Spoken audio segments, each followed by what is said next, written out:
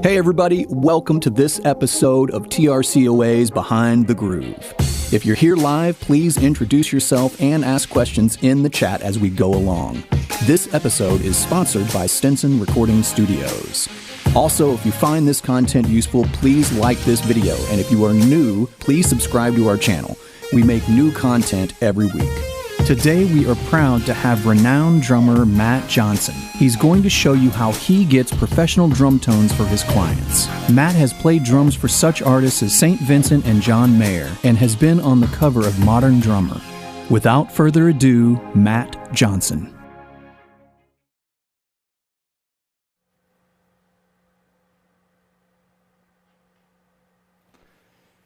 Hi. Welcome to TRCOA's Behind the Groove. I'm Matt Johnson. I'd like to share some of the techniques and various secrets that I use to try to get good tracks and good tracks for clients, drum tracks. And I wanted to start by talking a little bit about just a starting point for getting good sounds. We'll maybe deal a little bit with performance later, but getting good sounds, I think maybe starting out by talking about microphone choice. And some of the mics that we have here today are not ones that I necessarily use, but they might be the same type of mic. So we'll start out by talking about a bit about how to get good sounds just from the standpoint of microphones. And then we'll talk a little bit about the drums and cymbals themselves. And then I'll try to dive in a little bit into performance and some of the hacks and various techniques that maybe you could use to coax a good performance out of a drummer maybe. And solve some problems in real time when you're maybe under the gun for a deadline, let's say. So let's start with the basics of the kick drum. A lot of times, I think it's useful just to follow a pretty standard approach with the kick drum. And there are, I think, a few different approaches that would be considered standard. But in this case, we have an inside mic, which is a dynamic mic, which is actually on a Kelly shoe, suspended sort of harness within the kick drum. And then outside of the kick drum, as you can see on the front here, we have a large diaphragm condenser. So we basically have a dynamic on the inside and a large diaphragm on the outside. I'm not really considering this a kick mic to give you a sense of the sound of the kick today.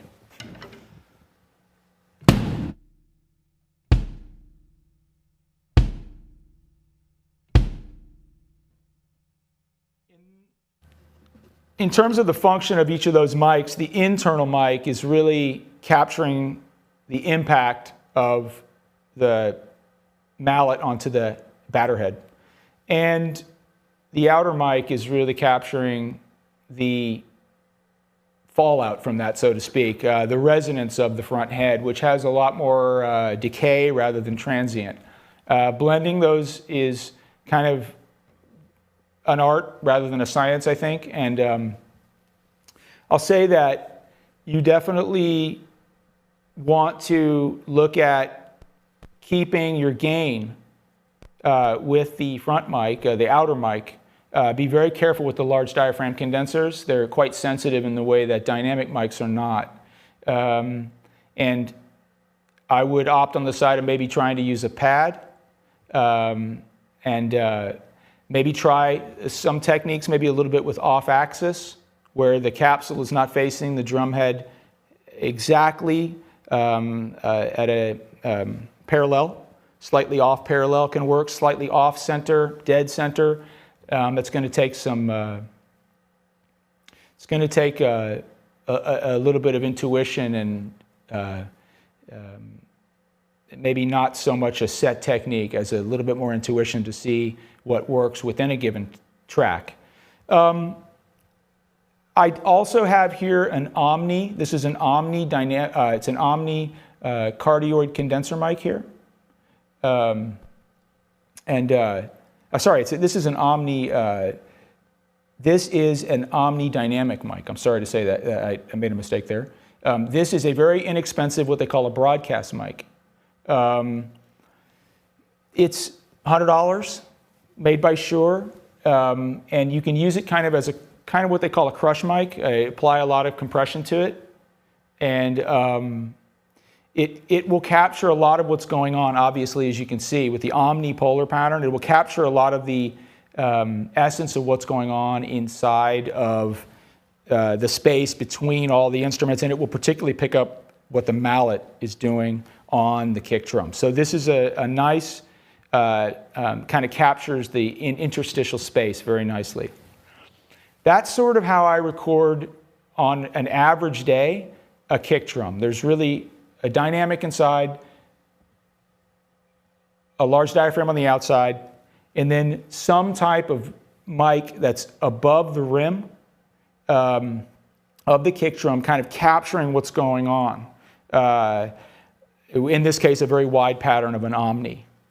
Okay, so let's check out the snare drum real quick, about the basics of how to capture a snare drum. I'm laughing because this is so absolutely standard, what I'm doing here. I have a taped 57. In fact, let me show you that real quick.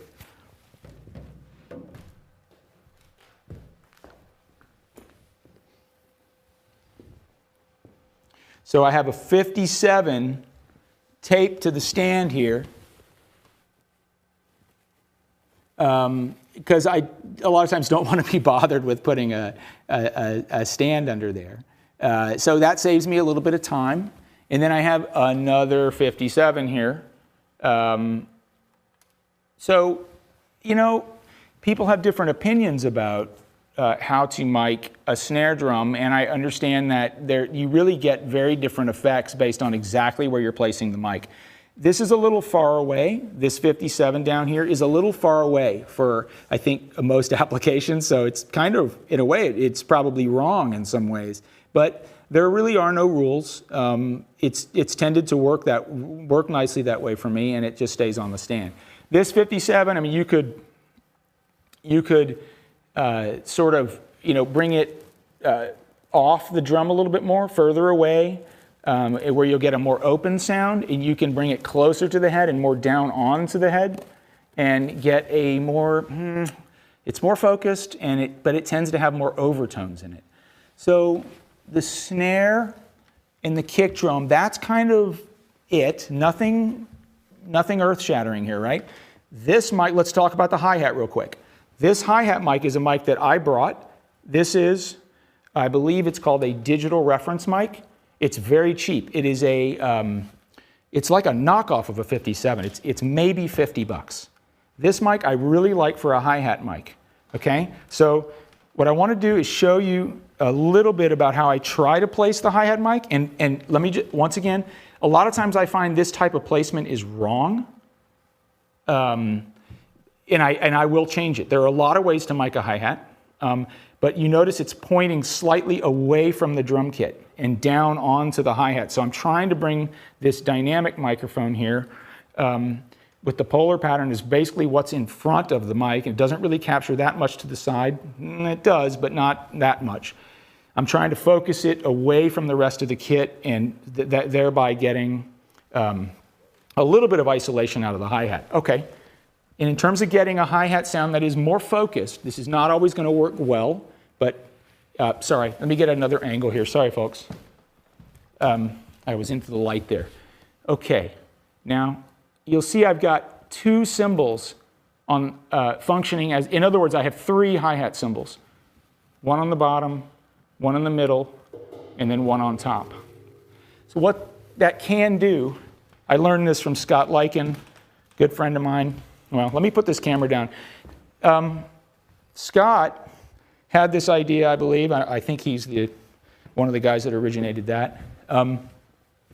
What this will do is it will keep hi-hat bleed a little bit, maybe a lot. It'll keep that hi-hat bleed out of your snare mic. And let me give you a little playing example of how that works. You'll hear the top cymbal is a top hi-hat cymbal. And the bottom cymbal sounds more like a cymbal stack. So in terms of the sound picture that the snare mic is being exposed to, it's got kind of a muffled effect on the bottom cymbal, which helps to focus the hi-hat a little bit more. It helps to tame the hi-hat. And when you're tracking drummers, sometimes the hi-hat can be too loud. It can bleed into all the mics. So I've got a couple things going here. I've got three cymbals, and I have really dark cymbals. These cymbals are far from being appropriate for everything, but they're quite dark, and they're a little bit on the quiet side. Let's just hear what the kick, snare, and hi-hat sound like all together.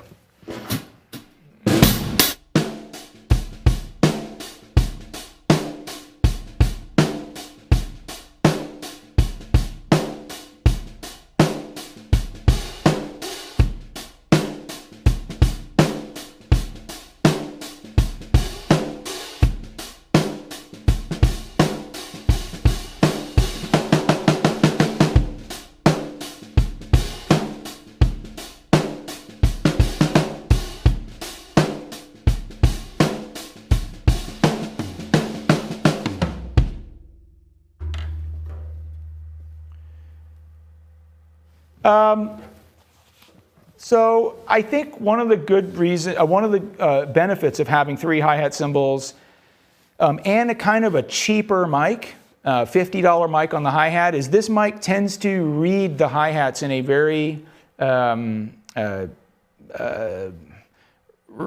kind of hard to find the right word for it, but it doesn't give you a very high resolution picture of the hi-hats. This mic doesn't. It gives you a really nice mid-rangey, maybe seemingly kind of EQ scooped kind of picture of it. So it's a very controllable mic, which I like that. It's not too honest about picking up the hi-hat. It kind of works for tucking the hi-hat into a mix nicely. I'd say similar things maybe about the 57, and I'd say of all the mics that we've talked about so far, with the outer mic, the inner mic, and the top and bottom on the snare, and then the hi-hat mic, the most open mic, the mic that captures the most, is the mic in front of the kick drum. I think that mic is very, large diaphragm condensers are very open. So we save that for a spot that's pretty far from the middle of the kit, and it's capturing a big surface of the front of a kick drum, a good 20-inch kick drum. It's a lot of surface area. So it's a big, wide open mic. And it's capturing a lot of that resonance and subtlety. One thing I want to talk about with the kick drum is I want to show you another thing here. It's just a little thing you can try. You'll notice here on the kick drum, I am missing one tension rod. Okay, so we got tension rods here. Here, and this one's off. You'll notice this one is off. And one thing that's fun to try is to find ways of getting a little growl and rumble, a little bit of ugliness in the sound of the kick. So what leaving this off can do is create a little bit of looseness in that head right there. And that can, depending on how you tune it and how much you accentuate that can create a little or it can create a very elemental sound. And I just wanted to point out that a lot of my kick drums when I record, I will leave that off in that spot, because you'll notice the padding, excuse me, let me get the camera in the right spot, the padding and the 25 pounds of limestone that's sitting in that drum they are muffling it nicely, but they're muffling it down here. And this part of the head here is untouched for the most part. It's untouched by anything in terms of muffling.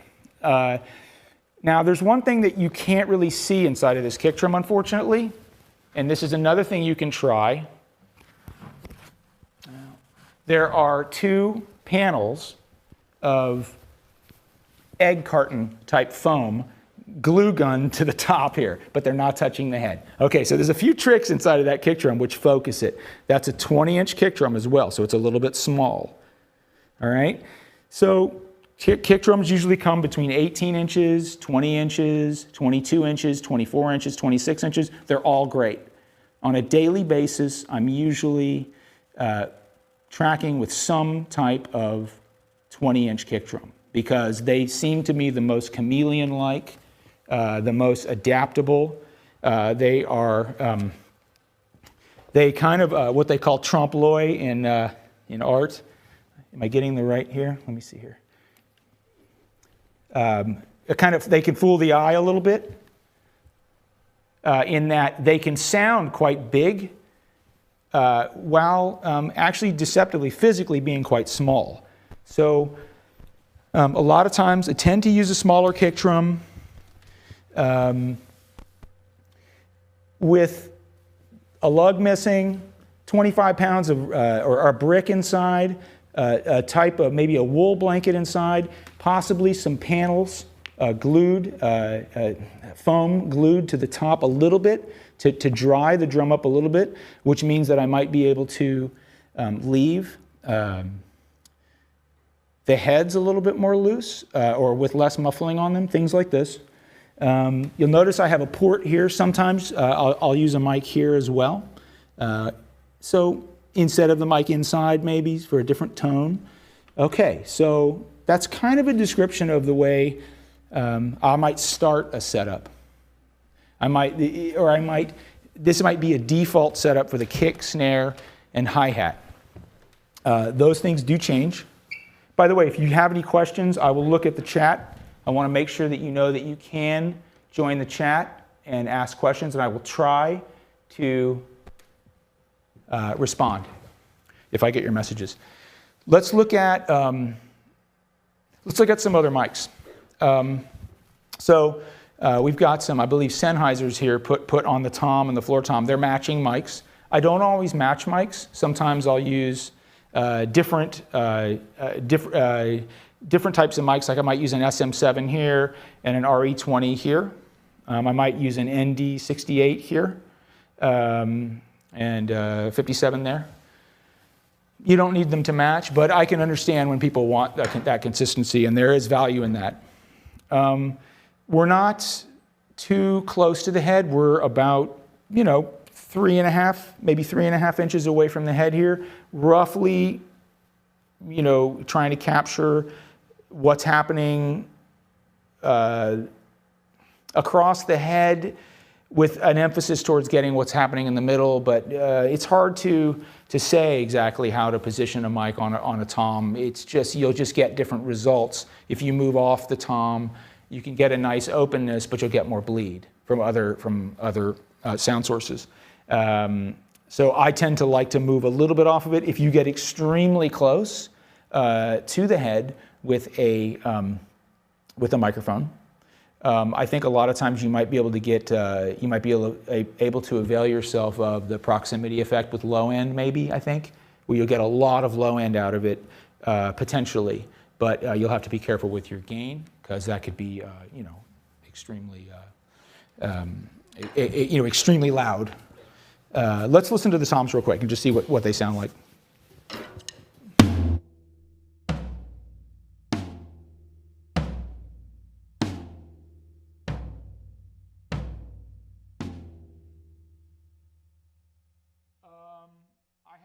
Ring on here to get rid of ring. Tape can be good, rings can be good, nothing can be good. It just depends. And they're tuned kind of in close to a perfect fourth, like here comes the bride. They're sort of like that. This is a little unclear to my ear right now. It might be actually lower. Sorry, it might be closer to a fifth. Anyways, they're tuned quite low, and it's without a context of a song, it's kind of hard for me to say these toms sound good or bad. I might do something radically different with them once I hear a piece of music. So I think we have a pretty simple setup here. It's just pretty much putting up some mics over the top and then using our ears, right? Okay, so in getting a groove, because most of the time in most music you're going to have kick, snare, hi-hat. We've already kind of solved how to start and how we have picked a default position from which to start tracking, which is, you've got 1, 2 mics on the kick, you've got an interstitial mic here, you've got a top and bottom on the snare, and you have a hi-hat mic. One of the main reasons I use a hi-hat mic is because even though I might not use it, sometimes the hi-hat, by the time it gets into the overheads, it can feel, once your drums are in a mix, it can sound diffuse and insufficiently defined. And that can cause problems. It can start to feel late. Even though it may not be late, it can sound late because the transient's kind of diffuse, it's sort of a little bit weak. And that's why I do recommend using a hi-hat mic in a lot of scenarios. Just a tiny bit of blend of that hi-hat mic into the sound of your total kit on a $50 mic can make all the difference. It can sometimes be potentially something that will salvage an otherwise not usable drum track. Now I realize that a lot of drummers will play the hi-hat extremely loud, and what you're really trying to do is get rid of hi-hat. So I can totally understand if a hi-hat mic is the last thing that you want to use based on some of your tracking experiences. I have a ride mic here. We're using a small diaphragm condenser here for the ride. I'm miking it from underneath, and I'm kind of emphasizing miking it toward the middle of the cymbal. If I mic the edge, I might get more low frequency rumble or hum. So let's just listen to the ride real quick.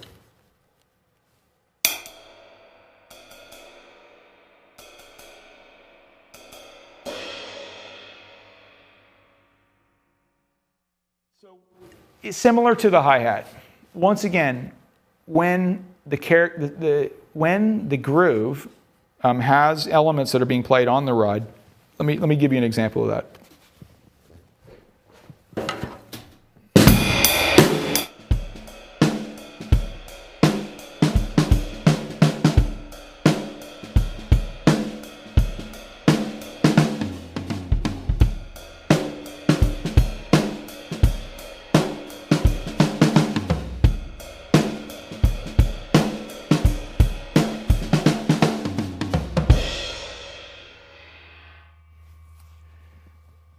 So when a groove has elements of it played on the ride, similar to the hi-hat, I think it really helps to be able to, if you need it, to be able to bring that up a little bit in the mix to really add the kind of requisite definition you might need on a ride cymbal. I found it incredibly useful. So I can understand, I recognize that maybe having a ride cymbal mic may not be something that a lot of people want to have if they don't have a lot of input. So I do consider it secondary, but it has been it's been a really, really important element, and I almost never record without a ride cymbal mic these days. Let's take a look now at the overheads. And I'm going to get the camera again for this. Excuse me for 1 second.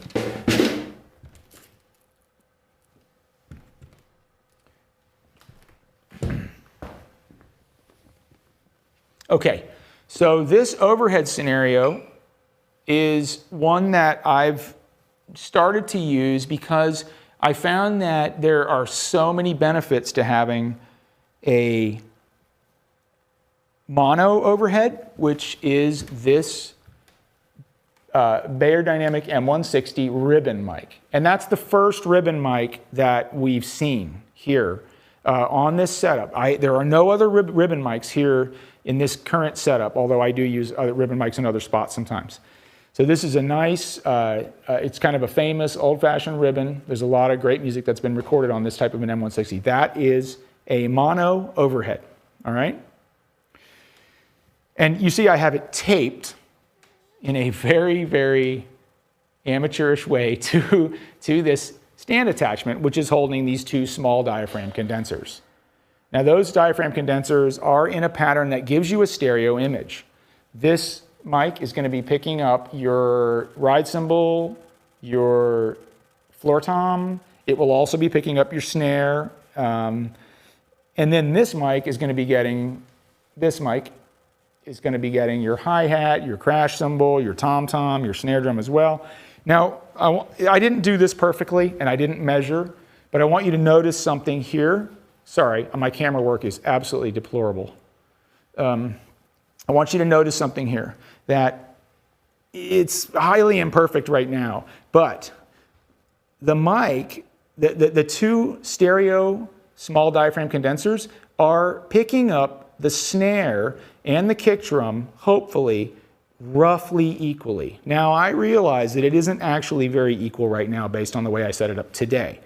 But you're in your stereo field, these two small diaphragm condensers can be placed in such a way where they're sort of sitting on this line, kind of diagonal, where the kick drum and the snare drum, there's kind of a line there. And if you go up, roughly the mics, they're roughly there. So what that means is that your left and your right overhead are kind of giving you the snare and the kick drum in roughly equal amounts. Okay, now there's easier and different, well, there's some, maybe, I don't know if it's easier, but there's different ways of doing that. One of the benefits of having all three of these overheads on one stand is more or less my phasing is good. It's not perfect, and I know, people on the internet might go, hey, your phasing's gonna be off, but you can see they're basically in the same spot. I can tighten them up, I can make the phasing better, but you can see that they're all pretty much in the same place.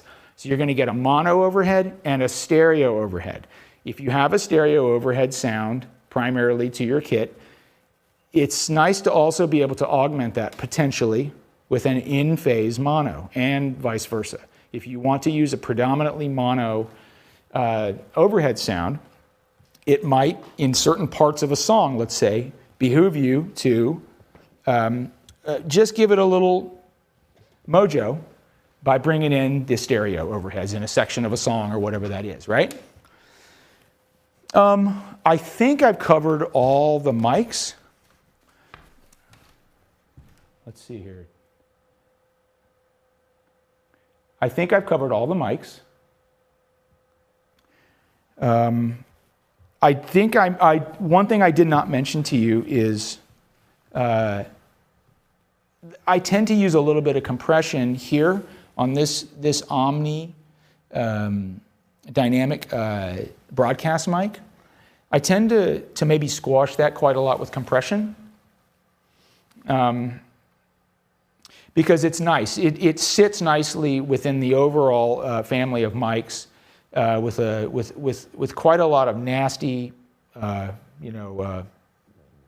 it's hard to describe, but I think if you play with compressors, you'll find the right words for me. Try getting a cheap Omni mic. Shouldn't cost you. You can find it for $100. And just try putting it in that position, blasting it through a compressor, and move it around. Try that. And then the other mic that I tend to use some compression on is the mono overhead. I just find that that's nice to maybe to get in the spirit of tracking and to use that microphone in a way with the stereo overheads uncompressed. To blend the compressed mono overhead in there. So there's a little bit of maybe live processing going on there with drum tracking. So I hope that I've been clear about the basic elements. We're not going to talk about room mics today. It's not within the scope of this particular presentation to really go into depth about room mics. So what I'd like to do is talk about the drums a little bit, and particularly the kick and the snare. So with the kick drum, it's a little bit of it's a little bit misleading that I even have a front skin on the kick drum. And one thing I've noticed with some tracks and songs and contexts that need a certain kind of feel from the drums is it's very nice to use a kick drum that only has one skin on it, without an outer skin. That outer skin can add a certain amount of complexity, nuance, personality that sometimes actually gets in the way. So when you're tracking drums and you find that you can't get the bass and the kick drum to be friends with each other, try it. Try putting a pillow in your kick drum and getting that dynamic microphone, in a good spot, a bit into the shell, toward the head, maybe a little off axis, and try just using one skin and tuning it down, this kind of thing, right? That might solve some issues. There are a couple of tricks that I'm not using today for recording a kick drum, but I'll tell you some of them what they are. Now there's an interesting technique you can use. I really hope my camera work can do this. Yep, it looks like this is going to cooperate. Okay, so there's a space down in here. You'll see in between the pedal and the head, this space right here. Sometimes, if you have a setup like I do with a kick drum with two skins on it, a mic inside and a mic on the outside, but you can't get the focus out of the kick drum. It feels flubby. It feels like it's a little bit too missing the point. It's too complicated. It's not, I don't know. Like I said, maybe it's just not focused enough. This spot is a good place to drop a towel. You can drop a small hand towel. Just drop it in there between the pedal and the head. That can give you a little bit of extra focus to the sound of your kick drum and the way that head responds. It'll tame the head a little bit, so to speak. Similar things here. When you're recording a kick drum and you want to bring focus to it, sometimes you can just lean a little bit of a pillow or a blanket just in front of it here. Now we're not doing that today because there's so many things that we could be doing that we just don't we don't have the time to actually demonstrate everything. But leaning things on the outsides of the heads is a really, really nice thing. This limestone block that's in there, that's kind of using weight to tame the shell. Now, the shell, when you hit the shell with the mallet, or when you hit the head with the mallet, which resonates the shell, that's a good thing. And sometimes you want your shell to really resonate, and you want, all of that vibration. And sometimes you want more focus. So using weight, if you think about it, you're using weight. You're pushing down. You're pushing down on the shell and giving it cause to kind of vibrate for less time because the weight is absorbing some of that vibration. So it's not exactly the same kind of muffling that is a blanket or a pillow, right? You can record kick drums that are completely open with nothing in them. It's more rare these days, but a very, very cool sound. And I do that sometimes as well. Sometimes I use a closed skin on the front with no port or no hole in it, right? Okay, and let me show you something about that real quick. I'll go back to the camera here. This port right here, sorry about this, folks. Sorry about that. Oh, the camera's not cooperating, I don't think. There it goes. Oh, okay, you'll see here, I've got an XLR port right there. So if I want to access the microphone inside and get it plugged in, sorry, camera doesn't like me right now. Okay, the camera does not like me now. Okay, might have hit a button there. My apologies, folks. Okay, our camera is off. I have a tech that's going to come help with that. If you want to record a kick drum that is completely closed with no hole here, it helps to have an XLR port, as I just showed you, in the shell with a mic mounted inside for obvious reasons. That you can still get that close mic, or sorry, excuse me, you can still get that internal mic focus and response and picking up of the batter head, and then you can have whatever's happening on this front head, and it kind of gives you the best of both worlds. So something to think about. If you want to drill a hole in your drum the way I did, and it's not vintage, your drum's not vintage, you don't want to drill all your vintage expensive drums, I recommend it because it gives you a lot of flexibility with the drum, allowing you to use a totally closed drum with a mic inside. Good sounds, really good sounds. Okay, so the snare drum, let's look at the snare drum real quick. The snare drum that I picked, to bring today is this aluminum drum. This is a SLP Tama aluminum, 5.5 by 14. For dollar, this is the best use of $300 I've ever spent. So, right, this is the best $300 I've ever spent. This drum is very forgiving in terms of tuning. It's very forgiving in terms of performance. It's quite even as you play it across the surface of the head. And I think that it blends well with other instruments. And I can't explain why, but it does.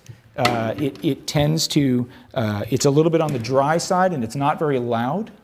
And I think maybe it's quite friendly in that way. It doesn't necessarily overpower the rest of the kit. So I would recommend the SLP if you're going to buy one snare drum for your studio and reliably get a really satisfying sound for most things most of the time. This is a $300 drum. It's my most used drum, even though I own drums that are $1,000 or $1,300. I think this one sits on the stand probably as much or more than any other single drum. So aluminum, you can get 5.5 by 14. This is kind of built off of an old Ludwig, probably from the 50s or 60s. And that's kind of what that is. We can talk about muffling, tuning.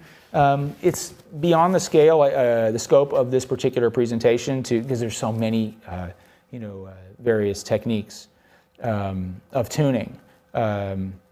One thing I will show, though, is that you can dramatically change the sound of a drum very quickly just by using one lug, actually. So I'll just play a little bit.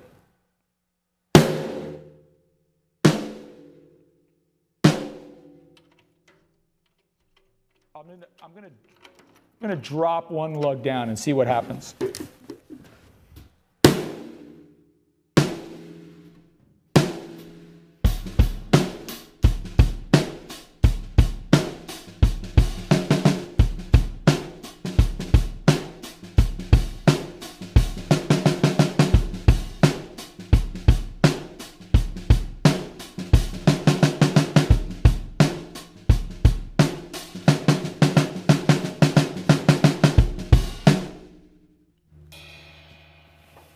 One thing that dropping a lug down does is it tends to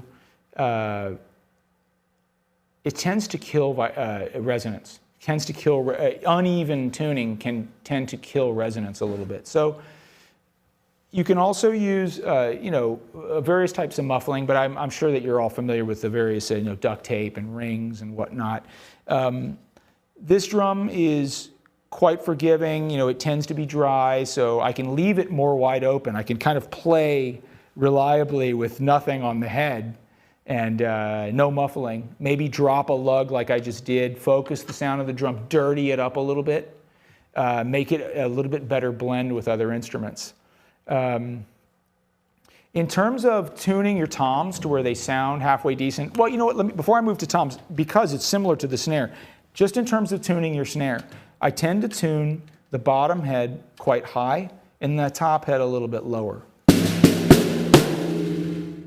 Okay, so a lot of times, maybe people, when they're trying to get good drum sounds, they may not realize that a real solution to fuzzy, oblique, diffuse sounding snares that are kind of wonky, one solution to that is bringing up the bottom head a little bit and then tuning your top head for feel and, of course, pitch within the song. And then, of course, that moves me to toms, which is very similar. You'll hear on the toms, if I muffle this, top head is quite low, bottom head a little bit higher. So the bottom head is a little bit higher in pitch, maybe a lot higher, and the top head, the batter head, is a little bit lower. It's kind of interesting too, like the thicker head, it would stand to reason, the thicker head is on the top, it's tougher and it's thicker. And the thinner head, I use as thin of heads as possible on the bottom. Thin head tuned a little higher, thick head tuned lower on the top. Is kind of a good starting point for getting a good sound out of your toms. Similar with the floor tom. I'm using coated heads, thinner on the bottom and tuned higher. And then the top head, they're actually pretty similar right now, but I think this one is a little bit looser. Let's talk about cymbals for a second. I kind of already did with the hi-hats.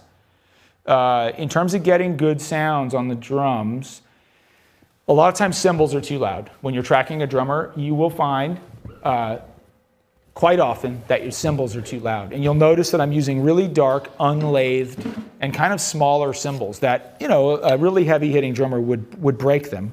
But these drums kind of naturally recede into the sound of the drums nicely if you know how to use them. These are some Istanbuls, exist.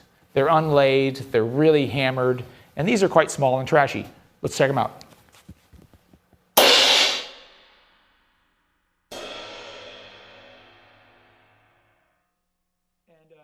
I use different cymbals all the time. One thing I try to do is I try to hit the cymbals as lightly as I can get away with so that they blend more. These cymbals kind of do that for me a lot of times. They just have an ability to blend. Let's just check them out a little bit.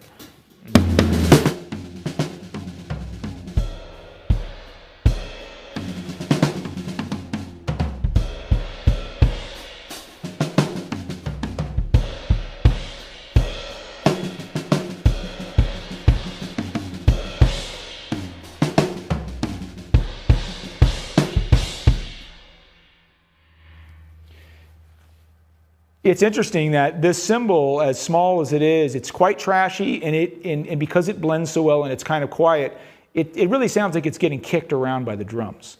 Just crash on it a little bit.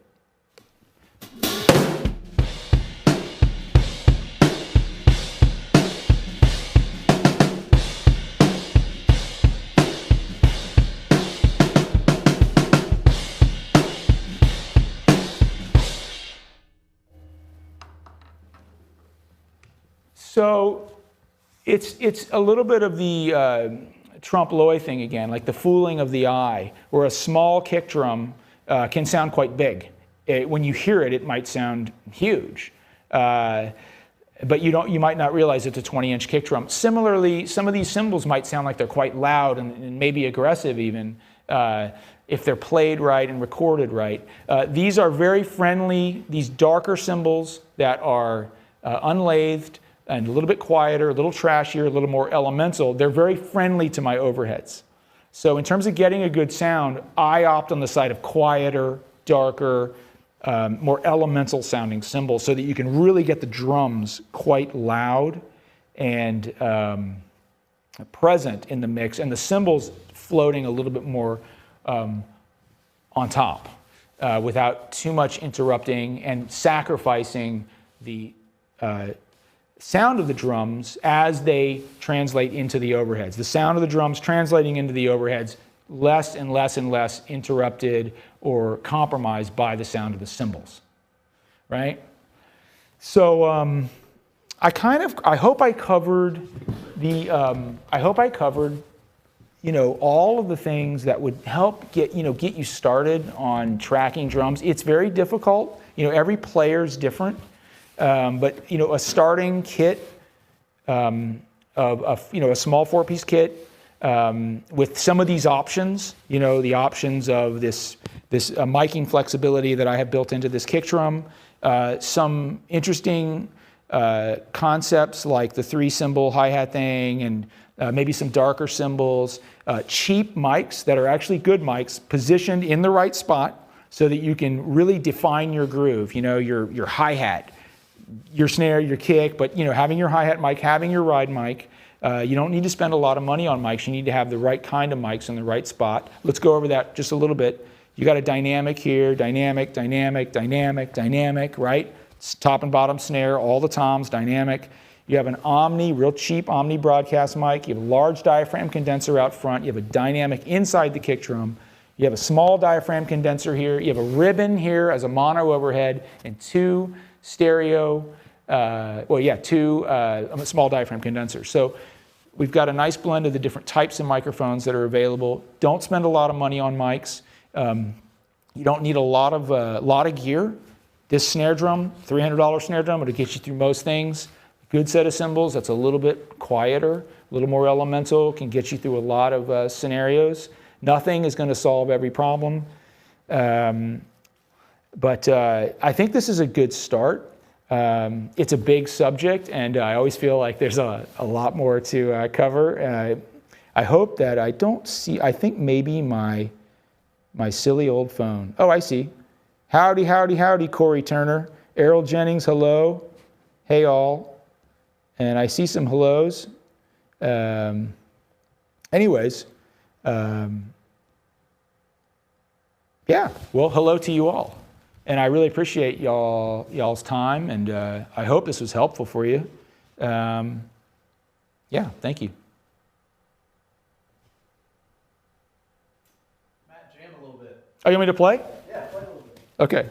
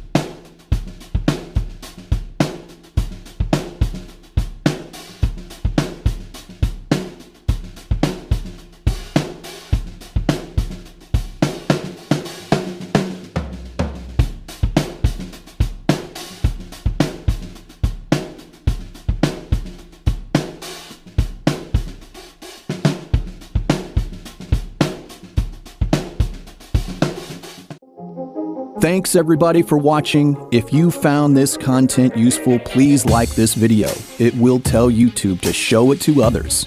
If you are enrolled, please go to the Seminars tab on the my.trcoa website and take the quiz over tonight's lesson. And if you need to book one-on-one time with an instructor, text 512-231-0344. If you aren't enrolled, go to trcoa.edu to find out more information about what we do. Also, please post in the chat subjects you'd like to see for our upcoming live streams. And as always, subscribe to our channel, and we'll see you guys on the flip side. Bye, everybody.